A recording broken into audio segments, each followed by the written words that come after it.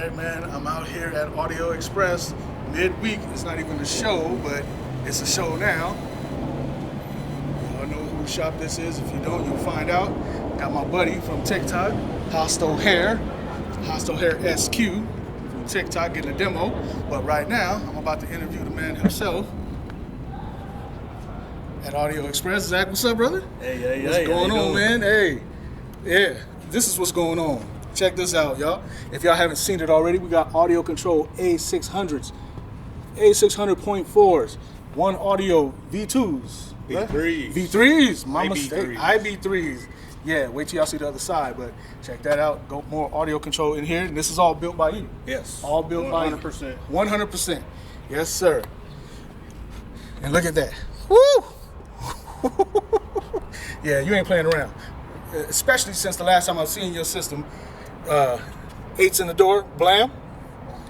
Tax. JL front sub, you said sealed. Yep. All wood, no fiberglass. Helix. More BLAM. Yeah.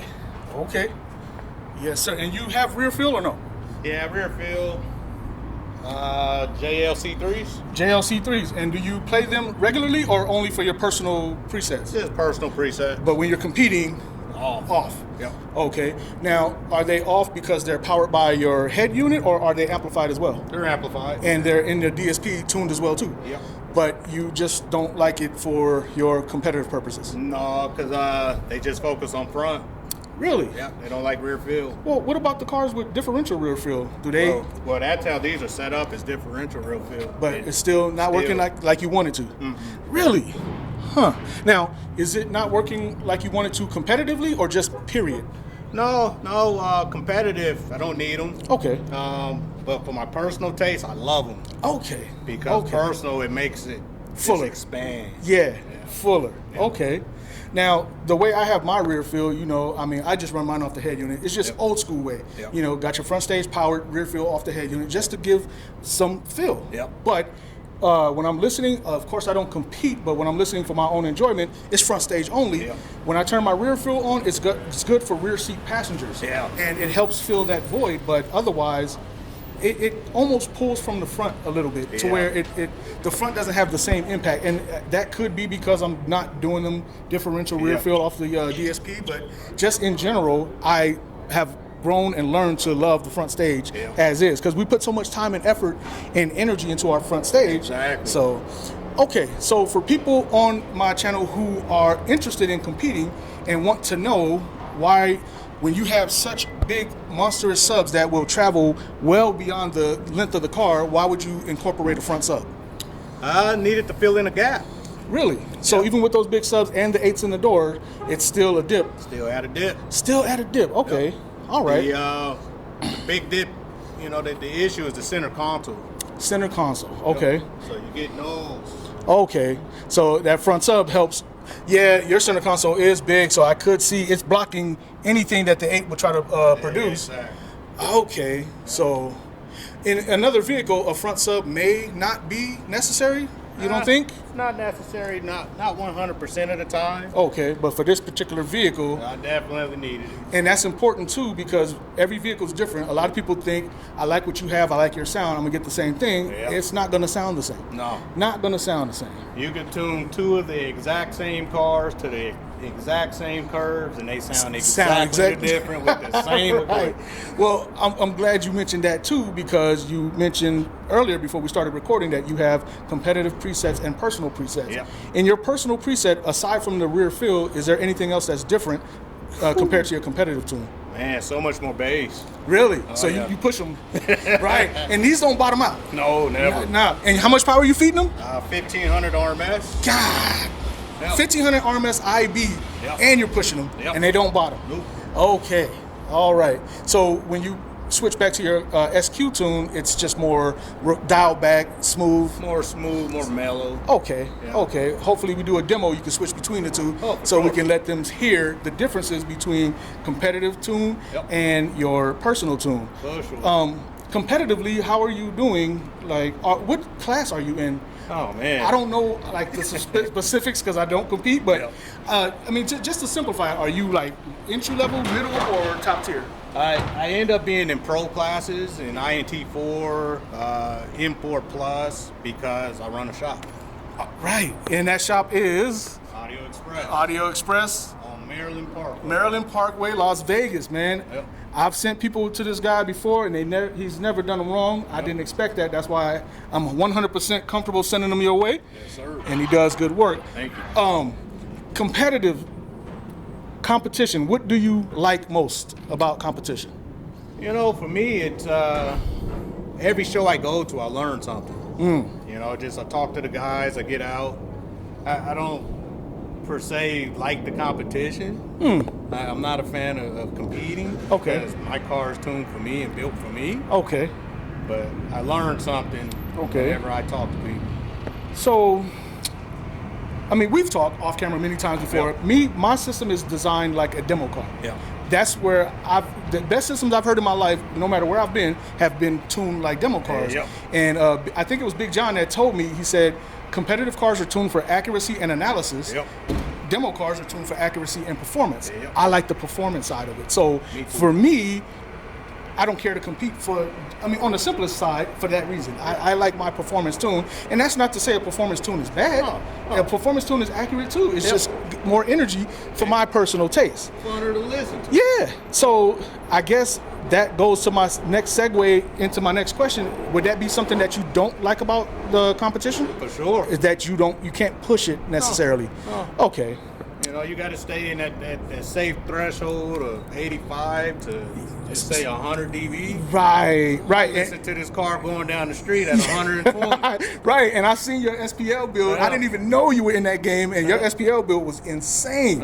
So yeah, it's hard to like dial that back and then come to this in comparison to your SPL world that you came from. One other question: do you do all your own tuning? You do all your own building? 100%. 100% tuning. Nobody's ever been in my DSP to tune it. Really? Okay, but you don't do like me. I do by ear. Just one. I don't do RU, don't do RTA, don't do nothing. I just go by ear and go by feeling. You do REW. I do REW. Okay. For my initial to get my house curves. Okay. And then I go by ear. Okay. Fine tune. And that was an issue that I had initially. I've seen some people who will do REW and just leave it alone and just think RTA said, REW said it was good. The RTA is flat. There's nothing else I can do. And in my mind, it's like a computer can't tell you what sounds good. No, you know what sounds good, and we're all different in that and what we know we like. So, okay. And another thing is people that I've come across think that once you get past REW, you got to boost your frequencies, and it's subtle movements, man. Yeah, exactly. It's some movements so subtle you won't even recognize half what's going a dB. on. Half a dB, right? Half a dB. That's what me and brother Mike was over there talking about. Half a dB here, a dB there. Man, so okay, so we got the shop, we got the rear field. You do all your tuning, all your building, all yourself. You're running BLAM except for the JLs in the back. Rear field for passengers and personal, and then the one audio V2s. V3s. I keep messing that up, man. Well, because I keep confusing it with the IBN3s, the newest one. But nah, these bad boys are beefy, man. So yes, we will in this video. I would love to hear it. Please, yes, sir. Okay. All right. Okay. Man, you've come a long way since the day we met. Man, because the day we met, you had an Infinity in here, which sounded nice, but you've changed the game with your BLAM. Oh yeah, man. Sunday, is that your car club? Nah, it's just a hat from TC that I'll be trying to win some cars on. Yeah, ain't mad at that at all. Okay, so right off the bat, before we get to the music, I noticed that the way this pillar pod is aimed almost directly at me, more to my right shoulder. This one's a little bit more aggressively aimed directly towards me too. So of course I know you did that on purpose, and that helps with your imaging and all that, I'd imagine. Yes. Okay, so I'm ready, man. Do you want me to turn the car on or? Nah, we're good. All right. Car's too loud. Yeah. Oh, you got performance exhaust. Oh, yeah. I got you. All right. Yeah, let's get to some music, my man. Anything you want to play, how loud you want to play it, we're good to go. Easy. So with this tune here, this is my daily completely tuned. Okay. So a little bit more bass put into it, more impact. Okay. You can turn it up if you want to. I got my recorder, so it'll be clean. Oh yeah. Man, your center stages. When we first met, you were having issues. It was pulling hard left. Yeah. It's dead center right now. Oh, yeah. That's insane. Oh, that sounds amazing. Thank you. Oh, brother. Oh, man. Bruh, you came up. Oh, my God. Yeah, that's amazing. That's more of my bass. Yeah. Life ain't no fair thing. Sometimes it makes you think that you're living. Oh, that's amazing. And you know what? For me, the best part is you can't tell the front subs up there. No. It's not like, hey, I'm over here, I'm a front sub. No, man. Oh, this is magical, bro. Yes, sir. Oh my God, yeah. That's how I like it, man. Now, can you switch to your SQ and play the exact same song? Oh yeah. Okay, we'll go to the SQ tune now. So SQ's a little bit more tame. Yeah. And of course my wife's calling me. So when it comes to Yeah, the bass is different. a Yeah. lot different. Yeah, it's still the good time alignment, good center stage. Yeah. Oh yeah. But yeah, So the bass is a lot thinner. it is.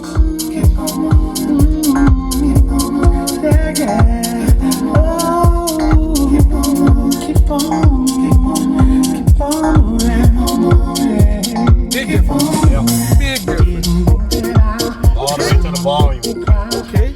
And I'm glad I was able to do this because a lot of people have asked about BLAM on my channel. Yeah. So now they get to hear it firsthand. Yes. Competitively tuned and personally tuned BLAM setup. Yes. Oh, that's awesome, man. Amazing speakers. They sound a lot better than I anticipated, man, because I've heard them in different setups where I was like, they're cool. Yeah. Nah, bro, you got them dialed in. Thank you. You got them dialed in nice, man. Yeah. Well, thank you, sir. I appreciate your I time, man. appreciate you, I my really friend. do allow me to come to your shop and do this, man. Yeah, I'm going to have this video up before long, but I'm glad we got to do the demo too so people can hear what this is instead of wondering what it's going to sound like. You get to hear it firsthand. Oh yeah. BLAM 3.5s, 1-inch tweeter. BLAM 8-inch mid bass. Multex tweeter, Multex mid bass, signature on the mid range. Signature, okay. And then JL8, right? Or 10? TW310. TW310 in a sealed box.